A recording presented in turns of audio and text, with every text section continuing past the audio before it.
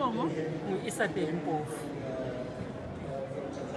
Lingangichasisela uthi ibhizinisi lenu ngelani? Ibhizinisi lami ngelokuthunga izikhwama, lama purses, lama earrings, lama necklaces.